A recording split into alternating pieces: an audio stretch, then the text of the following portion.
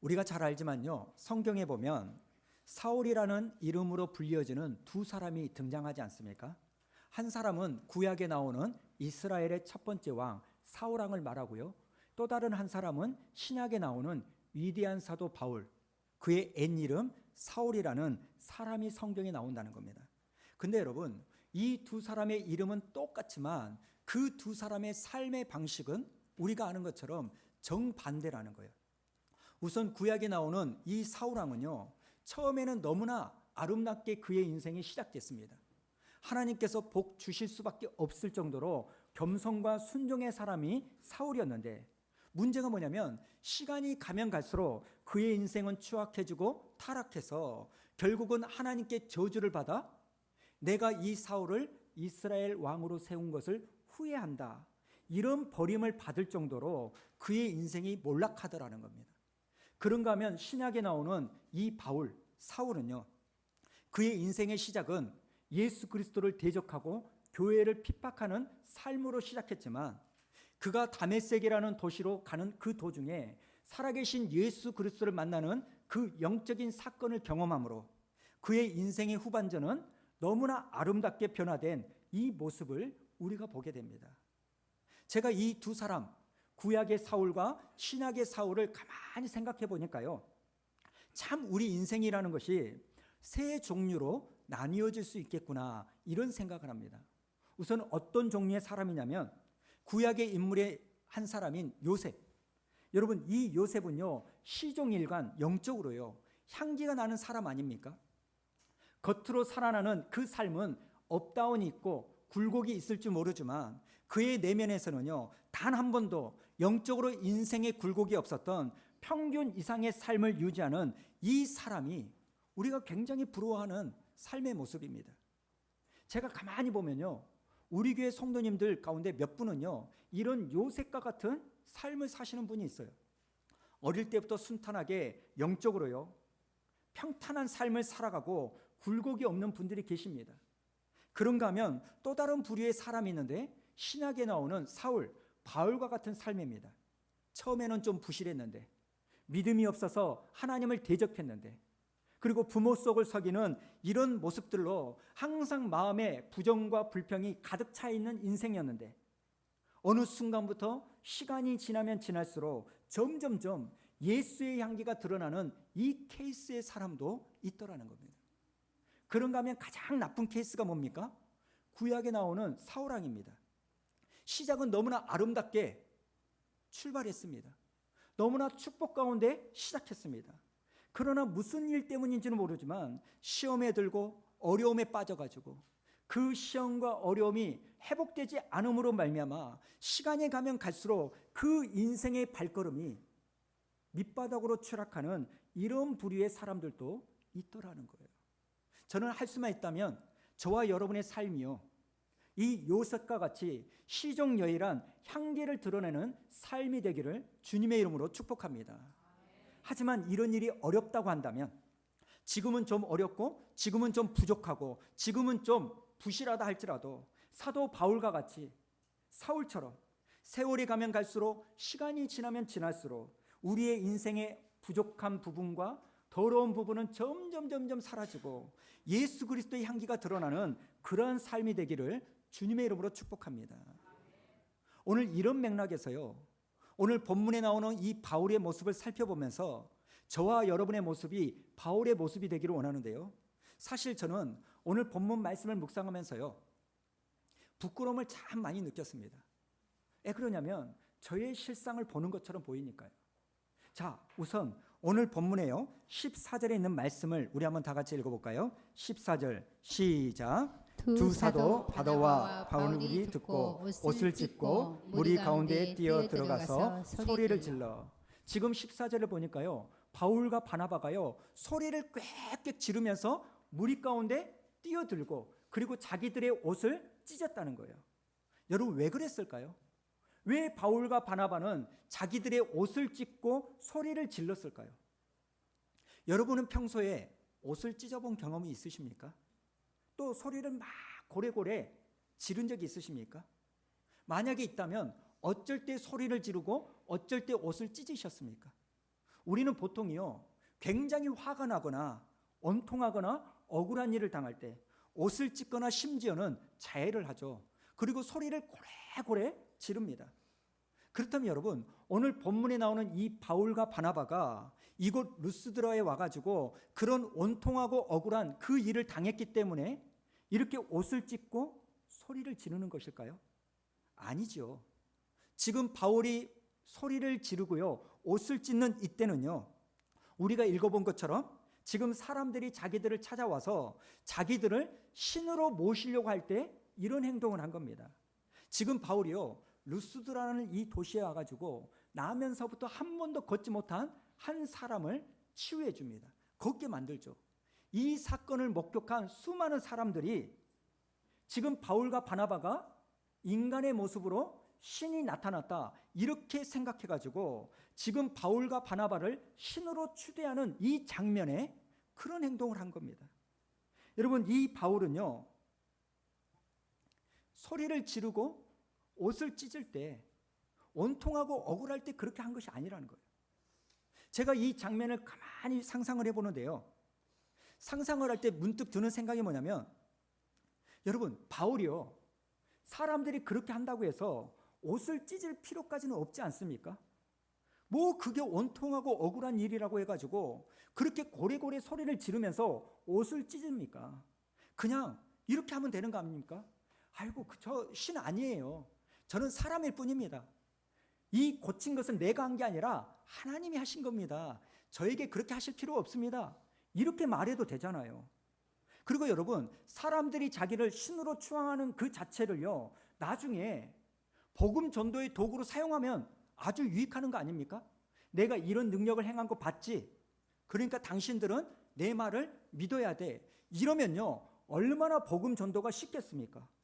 그리고 여러분, 솔직히 말해서요, 주님이 이 일을 하셨지만 사람을 걷게 만든 능력이 아무에게나 나타납니까? 사도 바울이니까 그 능력이 나타난 거 아닙니까? 그러니까 그렇게까지 해서 옷을 찢을 필요가, 소리를 막 지를 필요가, 사람들을 야단칠 필요가 없다는 거예요. 그죠? 그러지 마세요.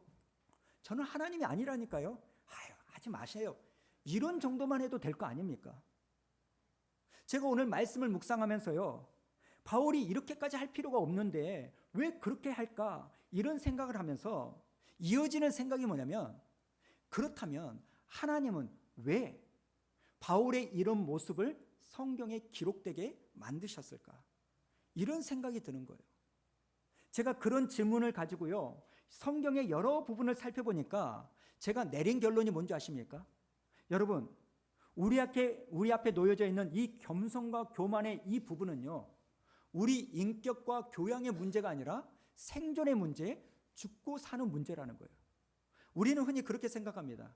겸손한 사람을 뭐라고 말합니까? 참 교양 있는 분이야, 인격 있는 분이야, 이렇게 생각하지만 여러분, 겸손은요, 교양의 문제가 아닙니다.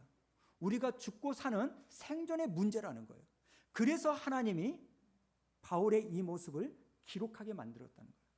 그래서 저는 오늘 본문에 나오는 이 바울의 모습을 보면서요, 우리가 이미 알고 있지만 마음에 담아야 될 두 가지 교훈을 새기기를 원하는데요. 첫 번째, 여러분, 이 바울의 모습을 통해서 우리가 마음에 담아야 될 한 가지 사실이 뭐냐? 여러분, 바울은요, 자기 위치를 아는 겸손한 사람이었다는 거예요. 자기 위치를 아는 사람이었어요. 다른 말로 말하면 자기 분수를 아는, 선을 넘지 않는 사람이 바울이었습니다. 오늘 말씀해 보면 사람들이 자기를 신으로 추앙해가지고요, 제사를 드리려고 할 때 바울이 뭐라고 한지 아십니까? 자, 15절을 한번 보십시오. 15절에 보면 이르되 여러분이요 어찌하여 이러한 일을 하느냐. 그 다음에 뭐라고 말합니까? 우리도 여러분과 같은 성정을 가진 사람이라. 우리도 여러분과 똑같은 성정을 가진 사람이라는 거예요. 여러분, 이 말이 무슨 의미일까요? 바울 나 자신도 당신들과 똑같이 성질이 있고 심정이 있는 사람이라는 거예요. 배가 고프면 먹고 밤이 되면 자고, 나도 기왕이면 편한 게 좋고 기쁘면 웃고 슬프면 우는 한 사람일 뿐이라는 거예요. 바울 자신도 역시 죽으면 한 줌의 흙으로 돌아가는 한 인생일 뿐이고, 나도 매일 죄의 유혹 속에 갈등 가운데 살아가는 여러분들과 똑같은 죄인일 뿐이라는 거예요. 한마디로 말해서요, 바울은 어떤 인생이라고 말합니까? 자기의 위치, 자기의 분수, 자기에게 놓여져 있는 선을 아는 인생이었다는 겁니다. 사랑하는 성도 여러분, 우리가 신앙생활할 때요, 내 위치, 내 분수를 아는 게 굉장히 중요합니다. 사실 자기에게 주어진 선을 지킨다는 것은 굉장히 어렵고요, 자기 분수를 안다는 것은 말처럼 쉬운 게 아닙니다. 그러나 여러분, 조금 전에도 말씀드렸던 것처럼 우리가 기억해야 될 게 뭔지 아십니까? 교만하면 우리 인생은 끝나는 거예요. 하나님의 영광을 가로챈 사람치고, 하나님의 은혜를 가로챈 인간치고, 끝이 인생의 말이 좋은 사람을 저는 본 적이 없습니다. 지금 우리는 요한복음을 생명의 삶으로 큐티하죠.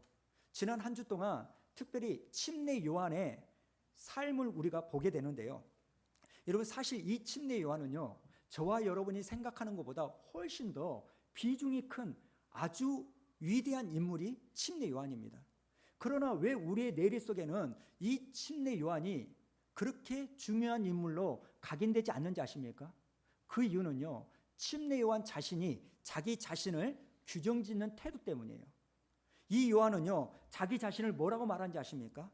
나는 광야에서 외치는 소리일 뿐이라는 거예요. 여러분, 소리는요, 실체가 없어요.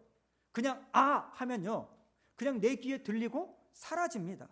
손에 잡히는 것도 없고 흔적도 없는 게 소리예요. 예수 그리스도의 이름을 드러내기 위해서 나는 부름을 받은 소리일 뿐이라는 겁니다. 심지어 침례 요한이 뭐라고 말합니까? 예수 그리스도를 드러내는 데 필요하다면, 예수님이 흥하는 데 필요하다면 나는 망해도 좋다. 아니, 나는 망해야만 한다.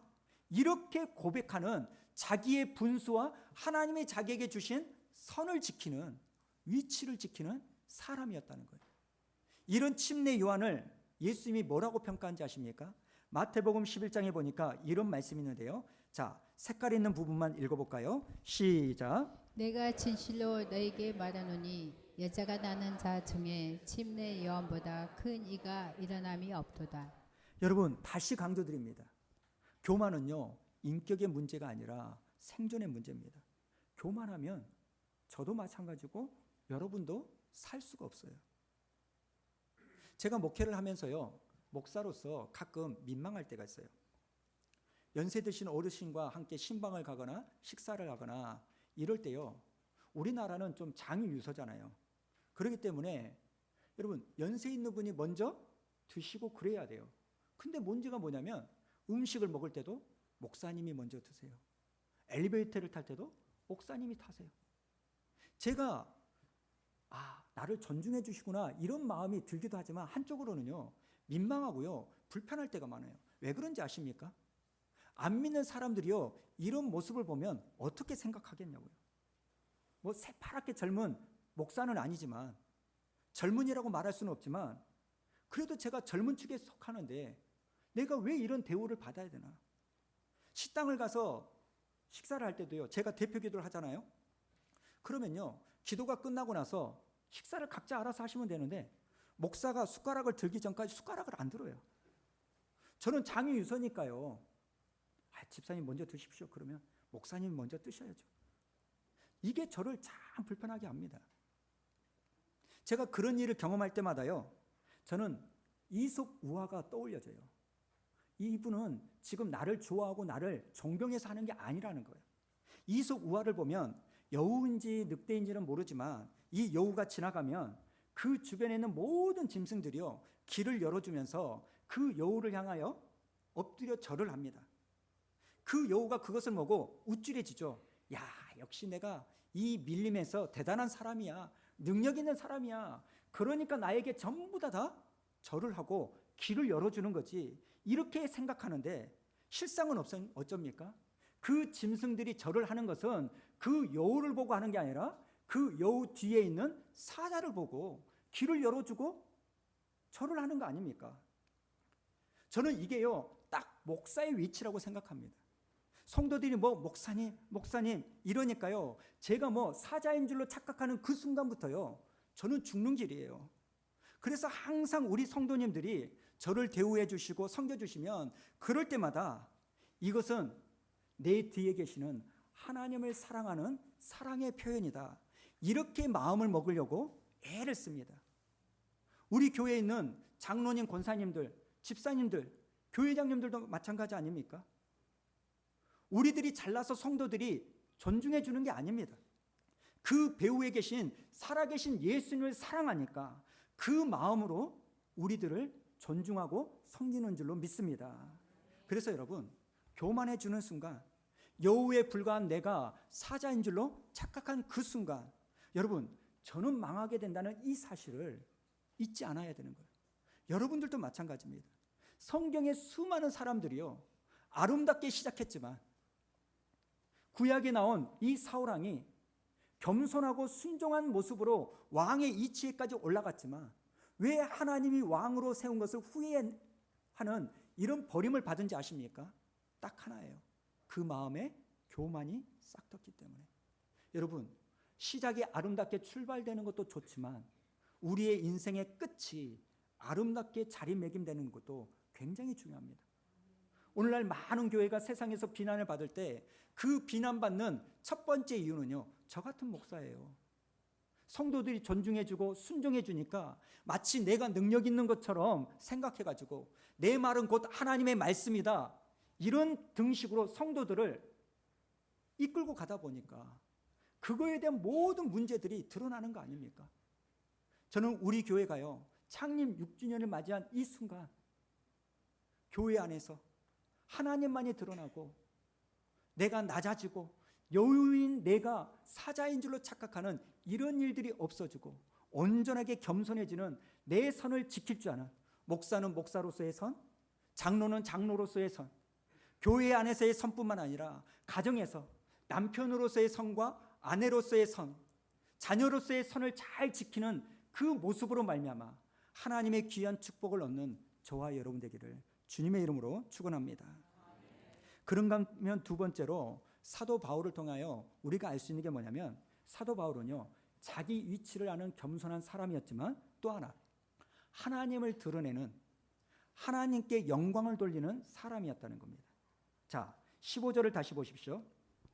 이르되 여러분이여 어찌하여 이러한 일을 하느냐, 우리도 여러분과 같은 성정을 가진 사람이라. 지금 사도 바울은요, 당신들과 나는 다를 바가 없다, 자기의 분수와 선을 딱 지킵니다. 근데 여러분, 겸손의 모습으로 갖는 것이 끝이 아닙니다. 우리의 겸손이 뭘로 연결이 돼야 되는지 아십니까? 하나님을 드러내는 것으로 연결이 돼야 돼요. 자, 그 다음 부분 우리 한번 다 같이 읽어볼까요? 시작. 여러분께서 복을 전하는 것은 이런 헛된 일을 버리고 천지와 바다와 그 가운데 만물을 지으시고 살아계신 하나님께로 돌아오게 합니다. 지금 바울은요, 자기의 위치를 넘지 않는 것으로 끝나지 않고 누구를 드러냅니까? 하나님이요. 여러분, 하나님께 영광 돌린다는 것은 다른 말이 아닙니다. 하나님만, 예수님만 높이고 드러내는 것인 줄로 믿습니다. 스포트라이트가요, 내가 아니라 누구에게 비치는 거예요? 하나님. 하나님의 이름에만 집중이 되는 거예요. 이런 맥락에서요, 우리 한번 고백해 볼까요? 나는 새하여야 하겠고 그는 흥하여야 하리라. 또 하나, 멸시천대 십자가는 내가 지고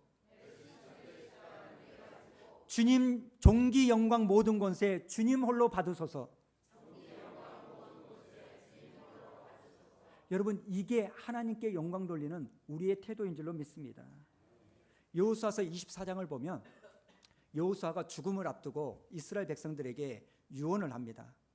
그 유언의 내용 중에 이런 말이 있는데요. 자, 여호수아서 24장 13절 다 같이 한번 읽어봅니다. 시작. 내가 또 너희가 수고하지 아니한 땅과 너희가 건설하지 아니한 성읍들을 너희에게 주었더니 너희가 그 가운데 거주하며 너희는 또 너희가 심지 아니한 포도원과 감람원의 열매를 먹는다 하셨느니라.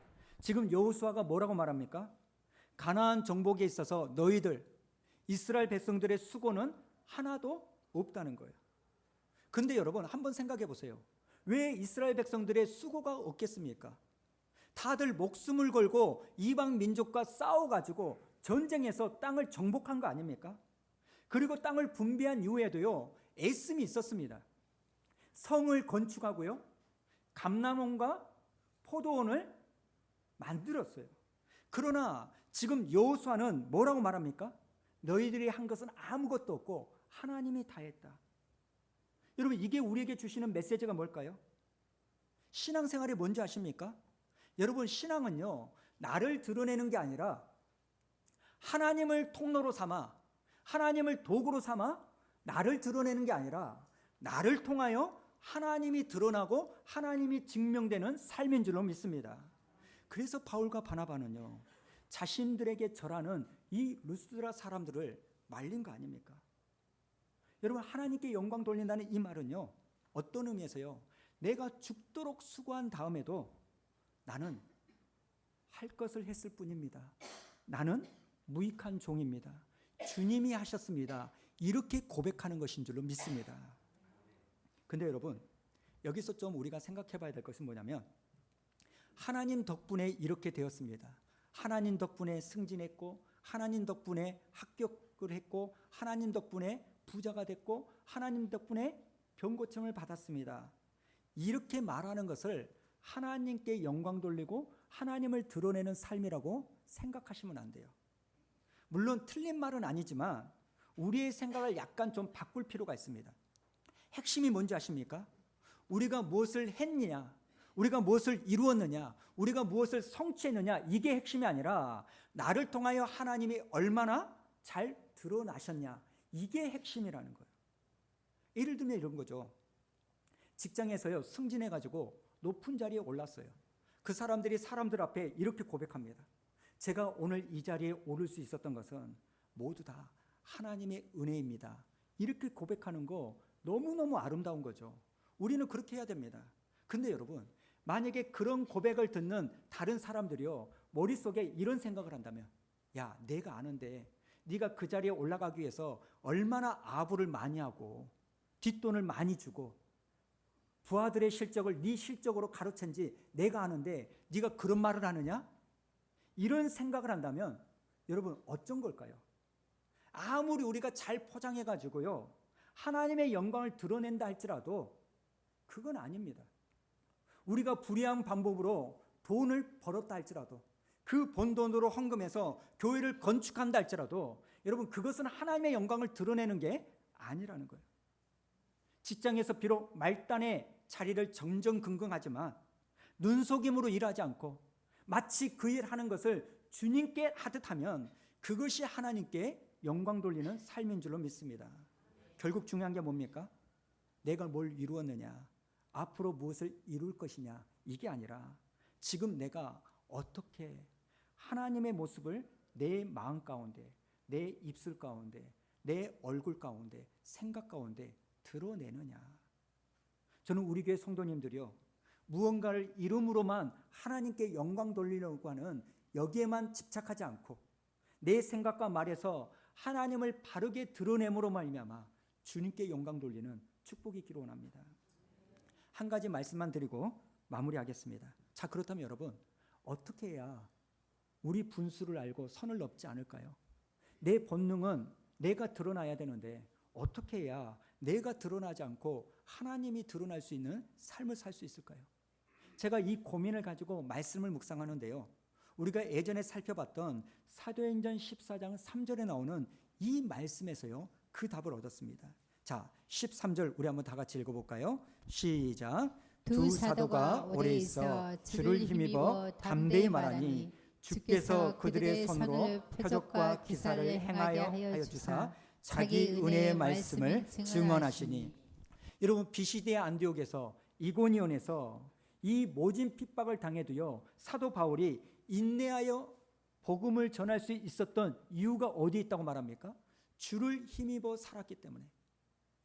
오늘 이 루스드라에서요, 바울이 보여주는 이 겸손도요, 바울의 자신의 것이 아니라 누구를 힘입었기 때문에 겸손한 삶을 살았다는 겁니까? 주를 힘입었기 때문에.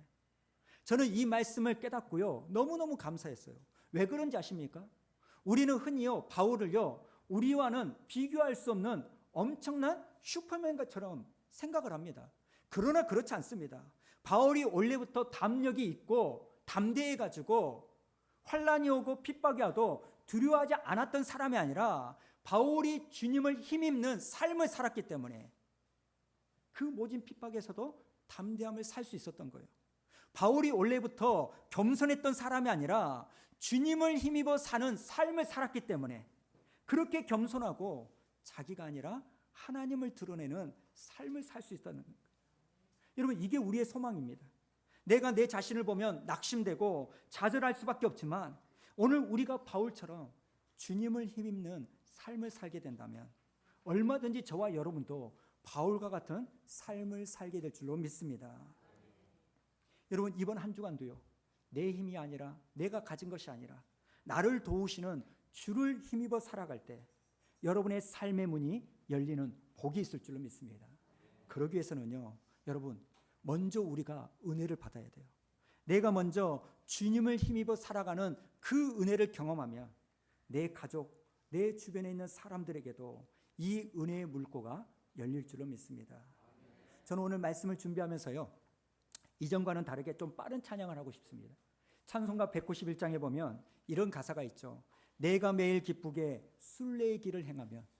여러분, 순례자의 길이, 나그네의 길이 어떻게 기쁠 수가 있습니까? 부족한 것 투성이고 불편한 것 투성인데요. 그러나 어떻게 기쁠 수 있다고요? 그 다음입니다. 주의 팔이 나를 안보하기 때문에. 내가 주의 큰 복을 받는 참된 비결은요, 다른 것에 있는 게 아니라 주의 영이 나와 함께하는 주를 힘입어 사는 인생을 살 때 이러한 역사가 일어날 줄로 믿습니다.